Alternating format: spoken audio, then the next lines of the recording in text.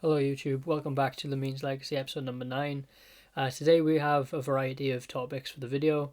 Gameplay footage you're seeing in the background at the moment is just showcasing what I've been doing on the market recently. So we've had the Hero SBC for the last 2 Wednesdays, the 86 Max SBC.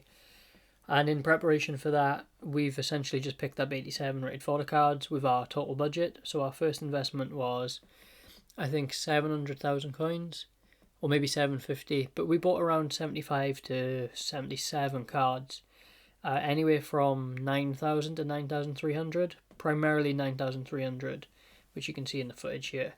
And we sold them on the Wednesday, so we bought them last Sunday, I believe, or last Monday, and we sold them Wednesday for anywhere from 12,000 to 13,000. Maybe a couple of the last cards that we didn't sell sold for like 11.5 just to get rid of them.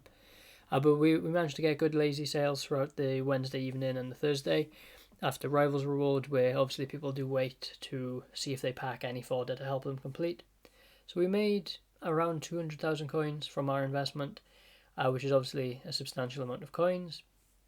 Very helpful, very handy to keep building the balance for this account, and it's something I have done again in anticipation of the Hero SBC of this week. So as the time of recording this, which is Monday 2 PM on the 13th of October, I've seen that there's another Hero SBC to be leaked, but this time it's max 87.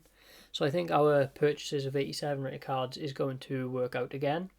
I've picked them up this time around for anywhere between 9,900 and 10,250 coins.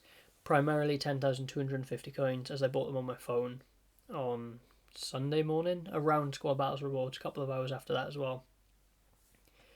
Hoping to make a similar sort of return, the 200,000 coins mark. That would be nice.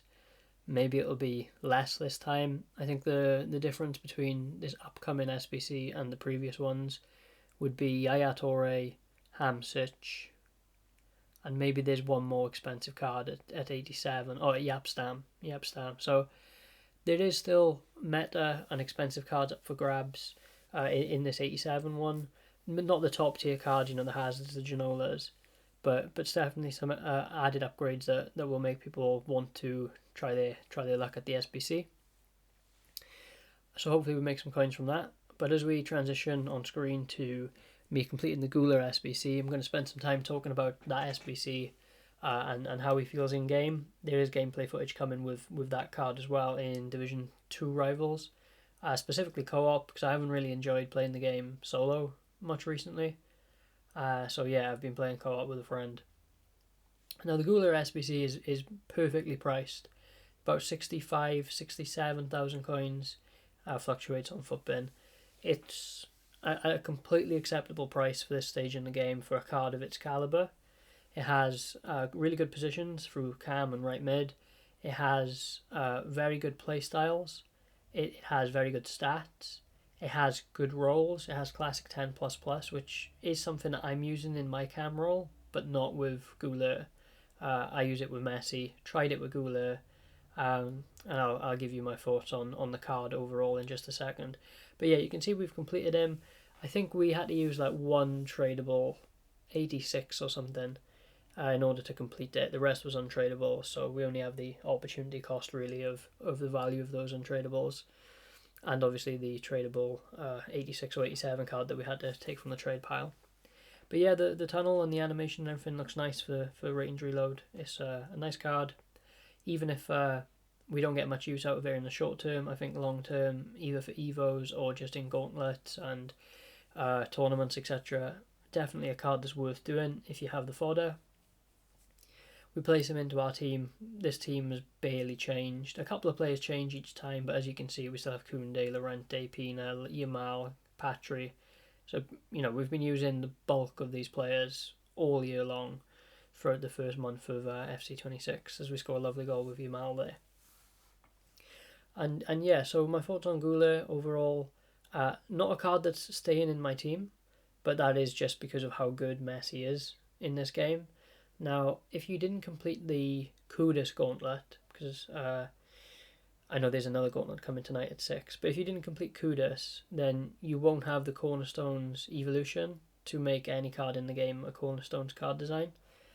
So if you don't have that, you do have to rely on either icons, such as your pre-order icon, or other cards such as De Paul or now that informed Jordi Alba to basically get links for Messi. If obviously that's something that you don't want to do, you don't want to force Messi into your team, or you don't want to play a player on such low chemistry, then Guler is a good option if you can fit, or you have like a La Liga team, or you have Real Madrid players in which you can link. But for me, he isn't better than Messi. He isn't in my team. He only stayed in the team for maybe 4 or 5 games in co-op, and I swapped him out. Why did I swap him? He feels clunky to me personally. I think the card is a bit big. I really think that the agile, smaller players are better this year, and I think that's why, people are saying you should be using the women when you're attacking, because they just have such good dribbling. And I think that also then applies to someone of Messi's stature. He's a tiny player. The agility, the balance, and everything, the left stick is just incredible.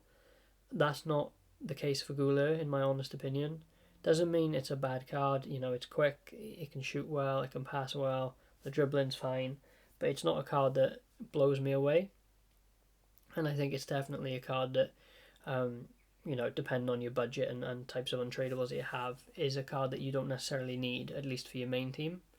But for 60,000 coins, I think you have to do it for Gauntlet and other live events and things like that. So I would encourage completing the SBC.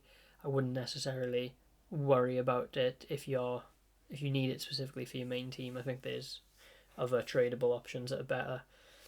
But yeah, overall, decent card. Nothing to... it's not a must-do. It's not like that Fakir SBC from a couple of years back. But yeah, decent. You can see a good save from the keeper there in the gameplay. I want to talk a little bit as well about sort of last week's champs, as I just conceded the craziest goal of the year so far that I've personally experienced. A Saliba by sea off a corner. Haven't seen that to date. But yeah, matchmaking last week in champs, it turns out it was broke. Turns out it was essentially non-skill based or form based, as that is specifically the method that's used in champs. Specifically, it's form. And yeah, it didn't exist last week. You just had random matchmaking, which literally meant that if you were, blessed with matchmaking like I must have been, it was really, really easy to get 13 plus wins, which we finished on 14 after losing our very first game. And our very first game did feel like a crazy sort of experience where it felt way, way above what you would expect in your first 5 games. Because for me, 5-0 was every single week I'd put money on it. But last week that wasn't the case whatsoever. The first 5 games were the hardest 5 games. It just got easier after that, and that was obviously down to the random matchmaking. I just got slightly unlucky on the Friday night through the bigger player pool base, and then when I played my games on Sunday, a lot of people had finished their games, especially some of the more hardcore better players. And yeah, I was just left with easy matchmaking, I guess, and picked up 14 wins. We did end up with nothing to show for it because the rewards were terrible. But nonetheless, we picked up a rank 2 finish, which I wasn't expecting 14 whatsoever. I thought we'd end up with 12. But as I'll explain to you and show to you in an upcoming video, we didn't even hit 12 in this most current week where the matchmaking was fixed and was correct. So a massive fall from grace for us and a massive humbling experience. This week we finished on 11 and 4. You will see in the highlights and in the videos, my mindset just wasn't there. My attitude was terrible. If anything wasn't going my way, I was just defeated and I just quit the games. I don't think I actually bothered to spend 90 minutes in a game I lost. I was really just trying to get the games done. And yeah, that sort of leads into a discussion on the differences between last week and this week, and how that experience sort of changes the mindset of FC26 and sort of the potential matchmaking that should maybe be the consistent matchmaking in FC26. So last week we had non-form based matchmaking and it was completely random. was a more enjoyable experience, but purely because it was essentially rigged in your favour. You know, there was a better chance of playing someone that you were going to be better than, as opposed to an equally skilled or more skilled opponent. So just naturally, it's a more preferable experience. Not because it's a good thing, but just the way that the system is set up. You know, if you're a good player, and by good player I mean, you know, you typically get in the elite division every year. You know, you can pick up rank 3 to rank 1 finishes in previous years, you know, with the standard matchmaking or standard ranks within champs. Then if you just play randomly against the player pool, it's highly likely that you're going to be the better skilled opponent of you and your competitor, which is obviously much more favourable for just like open matchmaking. Like if anyone's played since the World Cup modes, whichever one came out where you got like a pack after every game played, that one, I think the cards were red, and it was like the first time I think icons were a part of it. But that one, I went something like 100-0, just because it was like more effective and efficient to just play the group stages and then not bother with the knockout rounds, because the like time versus packs sort of calculation just much more favoured playing the groups and then quitting. So like in terms of, you know, me playing the groups, I think I literally won like 100 games in a row, which if you put me in 100 games of any of the Ultimate Team modes, you know, rivals, gauntlet, tournaments, even like friendlies, I'm not going 100. No, I'm nowhere near good enough, nowhere near skilled enough. And so you can see the difference between when there's like very limited skill based or form based matchmaking versus when there is. I've seen some people say that they think that champs should be reverted to the week before and there should be no form. Although I haven't seen that sentiment too often, I have seen it. And to be honest, I think that's ridiculous. The whole point of champs is for a competitive environment where you essentially are required to prove your skill in order to obtain better rewards. And if you fail to do so, you fail to get better rewards. You know, I have no issue with that as a concept and as a mode, especially given that FUT Champs is meant to be, you know, a more competitive and difficult environment for those increased rewards. I think the issue you have is that with Champs rewards, just like Rivals rewards, they are objectively so poor that I think people don't want the stress of typical form-based matchmaking for the type of rewards they receive. And I think it highlights a potential issue that EA have had and probably have had ever since Champs existed, especially as we got down to these sort of 20 games a weekend, 15 games a weekend. The form kind of sucks. Like, for the most part, I'm going to put it down as 99% of the time I will be 5-0. Just from a purely probability perspective, I'm not going to match anybody better than me in the first 5, as my, you know, form goes from neutral to +1 to +2, etc. But we know that form caps out at +5, and there's a massive discrepancy between like a +3 form and a +5 form. So like once you hit +5, for me, who's like a typical elite division standard player, not like crazy high, not crazy low, just sort of, you know, a standard elite division player who gets anywhere from 11 to 13 wins on a standard FUT Champs run. +5 for me is like hit or miss. I would probably go like 1-1 as my record from +5. You know, like I'll go 5-0 and then I end up with, you know, anywhere from 10-5, which is, that happens very, very infrequently, all the way up then to like, you know, potentially 13-2, which again, that happens a lot less often than like sort of the 11 mark. But you end up essentially having a really easy time getting to +5 and then having a really difficult time doing anything afterwards. You know, so like if I'm +5, okay, I'll probably end up losing at like 7. You know, just as a spoiler, that happened this week, I believe, and it's quite common for me to go like 7-1. But from 7-1, I'm essentially playing like win lose win lose win lose, because at any time I get like towards +5 or +4 form, I probably have like a really easy game, but then I just get the bad side of the matchmaking on the next one. I think they really need to consider a change to form, and I don't know if it needs to be a change to the like system of 0 through 5. I don't know if it needs to be like raised higher, or I don't know if it needs to be like an absolute record type of form, because to be honest, like a +5 form of someone who's 5 and 5 versus a +4 of a 9 and 4. 5 and 0 compared to 9 and 4 for both parties being on a +5. You're talking about a completely different standard of player. Like if I'm 9 and 4, I've probably raged so much that I am doing everything wrong, and yet there'll be people on the game that would struggle to get 9 or would be happy with 9, and it's like that's something that probably needs adjusting and looking at. Like how do you actually make it so that there's a better spread of difficulty throughout champs? Like it's so easy for actual pro players and competitive players to go 15 and out. Like some of them are doing it across multiple accounts a weekend because their ability and like their composure and everything about playing the game, like they don't get worked up or stressed over 99% of the games because it's like clockwork to them and it's easy. But for like the average player or the average relatively good player, which I know sounds a bit silly, their experience is like rolling down a hill. They start off in their first like 5 to 7 games. It's like, this is nothing to worry about. I'm not that bothered. It is what it is.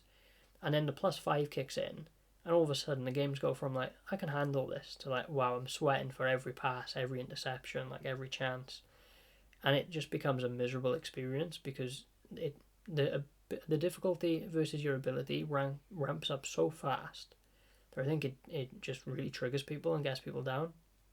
Whereas like if you made like a bit of an adjustment to the scoring and you're 5 and 0 and you're playing against someone say anywhere from 4 and 0 to 6 and 0, then all of a sudden it's like I know I'm going to be in a tough game. I can't expect to not be.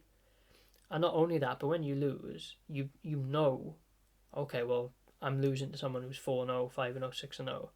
Like you can't really like have your ego of like this player sucks, like they only beat me because of X, Y, and Z. Like they beat you because they're better, right? Whereas I'm no stranger to it. Whenever I'm losing or the game's getting to me, you're blaming everything but yourself for the poor gameplay. And I wonder if a bit of a difference in the how you match up based on a change to the form would benefit not just the average player but also like the competitive state of the mode. I can't remember the last time I watched like a good player play champs because there's just no point. Like it's boring. You're essentially just watching someone play against like idiots, albeit if I play a pro, I'm the idiot in this instance. But they just make it look so effortless, and it's not even like it doesn't even look like something you're playing because you just can't mechanically do half of what they do. But if it was watching, two pros play against each other, they're both 12 and 0. Somebody's O has to go, so to speak. The phrase. And it would be interesting if like players, once they start to get up to like 10 and 0, etc., were just in their own pool. They're their own pool of, okay, these are all phenomenal top tier players. It would give something to champs. It would lend something more to the champs experience, especially from like a viewing, streaming experience. And I think then to obviously support the much harder games at the much higher bracket, you really ramp up the top tier rewards. Because people aren't going to get them. Like if you take, I can't name a ton of players because without being rude, the scene competitively is boring. So I'll just use the players that are creators as well as pros. Like if you've got to watch say Tex with Gorilla, with Shori, Harry, and Tom, just use #house. Like if you know that they're all playing and they're all 10 and 0, like I'm interested to see who's going to match up against who, and who's going to end up with 15 and 0 rewards this week, who's not. And I think it would be really, really interesting to have, the real top tier rewards be ridiculous rewards, but know that not even all of the pros can get them because they're probably going to match up against one another. And again, somebody has to lose. I think it would be maybe a more enjoyable experience for everyone, or a more rewarding experience. So yeah, that's just some initial chat about maybe the form differences and comparing maybe the initial week where there was a mistake to this most recent week where matchmaking was done correctly. But yeah, it's interesting to see or maybe discuss what possibilities there could be for adjusting matchmaking in a way that makes the game more fun, interesting, enjoyable, but rewarding too. Because I think rewarding, I know it's a game and you could always argue fun should be the biggest priority, but I think in a mode that is to promote competitive gameplay and rewards, the priority should be rewarding. The experience should be rewarding. But that's all on that. I might make a follow-up video on talking about that in detail when I actually gather my thoughts tidy and sort of come up with more logical and structured points on sort of suggestions that could be made. But I also want to spend the last few minutes of the video talking about the market. I said at the start of the video we made 200k from our 87 investments. 200k is a ton of coins, especially on one investment, albeit we invested like 700k, which I know a lot of people wouldn't have at this point. It's only because of the FIFA point spend in order to obtain your mile that we've got so many coins. But 200k coins for clicking a couple of buttons and thinking, 5 days ahead, versus buy in a team, buy in players that you want to trying to play the game correctly, and then losing God knows how many coins from actually playing the game via champs. Something has to be done about sort of stability, market stability, for lack of a better term. I appreciate that, they have this sentiment, I guess, where if the market is going to continue to drop, eventually, cards are going to be affordable because they're going to be so cheap that people can buy them. But people are going to give up on buying them and spending their coins if you just feel like every time you buy a coin, you're losing, buy a player, you're losing 30-40%, which you are, especially on mid to low tier. You're dropping like 30% each week. And it's like, well, if I spend, say, 300k on a team, 30% loss for me is 90k. Why? It doesn't, like, I'm not being rude, but I did get 14 and 1 and I barely made 90k. Like, now that we know the matchmaking was broke, I'm probably not going to hit 14 and 1 again the rest of the year. And so, where is the coins going to come from? How do I outpace the deflation and sort of downfall of my player's value? The depreciation of it. Where do I, and how do I progress? And yeah, I think they really need to look at it, because at the moment it's just a race to the bottom. Everyone's just getting poorer and poorer, and essentially there's no real growth within your account, at least not yet. I think it is something they have to address. I do think rewards across the board need to be buffed. I think the way in which you buff them should specifically be in the coin value that you're rewarded, to try and take some of the luck out of it. If you were, let's just use my example from last week, Division 2 rewards. I think I made like 20k. It was like, this is abysmal. Well, if I had 40 or 50,000 coins as a guaranteed coin value reward, my pack luck would have been a non-factor. Sure, I would have made less than someone that had a good week of luck, with packing, say, a 70, 80, 90k card. But I still would have felt like there was progression there. There would have been coins where I could have went and bought a player. There's coins in which I could, use to invest or whatever it may be. But yeah, without actually making adjustments and leaving it at its current state, I think you're looking at everyone just being poor all year round. The only people that are going to have coins are going to be either the massive spenders who continue to use, their real money all year, or your traders and your investors who have the market knowledge and have done for years to just be able to consistently make coins. But your average player who, is 90% gameplay, 10% menus, they're going to really, really struggle, just really, really struggle to get a coin balance all year round. That's sort of all for the video, okay? I hope you enjoyed the gameplay footage. Just to summarise, I wouldn't personally use Guler in my main team, but I do think it's an SBC worth doing. And yeah, if you want to leave any comments about your thoughts on the last week, everything to do with the champs form, everything to do with hero SBC, rivals, rewards, anything, just pop a comment. I'll respond to all of them, because I don't think I've actually had a comment on a YouTube video yet, so it would be nice. But I'll see you in the next video. It will be tomorrow, I believe. I'm going to try and catch up and get some footage out. So yeah, please like and subscribe if you've made it this far. I really do appreciate it. Thanks for spending time with me and on the channel. And I'll see you in the next video. Goodbye.